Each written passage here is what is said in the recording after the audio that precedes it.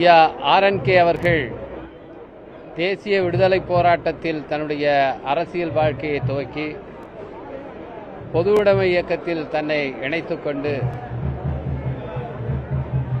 India முழுவதும் புகழ்பெற்ற ஒரு தலைவராக விளங்கினார்.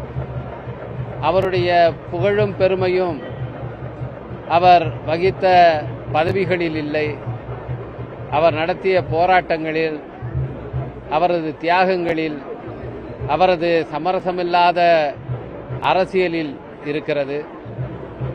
எளிய வாழ்க்கைக்கு உதாரணமாக இன்றைக்கு எல்லோராலும் அடையாளம் காட்டப்படுகிறவர் ஐயா ஆர்.என்.கே. அவர்கள்.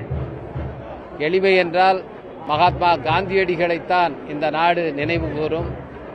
அதுபோல இடதுசாரி இயக்கத்தினுடைய காந்தியடிகளாக போற்றப்படுகிறவர் ஐயா ஆர்.என்.கே. அவர்கள். அவர் ஒரே ஒரு முறை தேர்தலிலே போட்டியிட்டு வெற்றி வாய்ப்பை தவறவிட்டார்.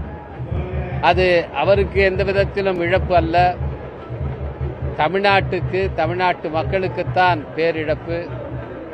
அன்றைக்கு மதவாத சக்திகளை எதிர்த்து இடதுசாரிகள் களங்கண்ட நேரத்தில்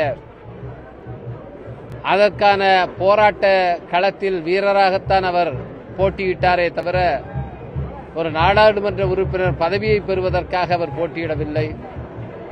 அன்றைக்கு ஒட்டுமொத்தமாக மதவாத சக்திகள் தமிழ்நாட்டில் தோற்கடிக்கப்பட்டிருந்தால் இன்றைக்கு இந்த அளவுக்கு அவர்கள் வேர் விட்டு கிளை பிறப்பி இருக்க மாட்டார்கள்.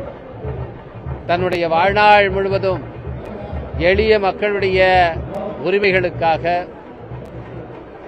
வர்க்க சமத்துவத்துக்காக போராடியது மட்டுமன்றி சமூக சமத்துவத்துக்காகவும் போராட்டங்களை நடத்தி இந்தியாவுக்கே இடதுசாரி இயக்கத்துக்கு, இடதுசாரி அரசியலுக்கு முன்னுதாரணமாக திகழ்ந்தவர். அதனால்தான் இடதுசாரி இயக்கத்தை கடந்து திராவிட இயக்கமாக இருந்தாலும் அம்பேத்கரிய இயக்கங்களாக இருந்தாலும் அவரை ஆதர்சமாக, அவரை தலைவராக ஏற்றுக்கொள்கிற நிலை இருக்கிறது. அத்தகைய மாமனிதருடைய இழப்பு தமிழகத்துக்கு, கொள்கை சார்ந்த அரசியலுக்கு பேரிழப்பாகும். அவருக்கு விடுதலை சிறுத்தைகள் கட்சியின் சார்பில் என்னுடைய வீர வணக்கங்களை செலுத்திக் கொள்கின்றேன்.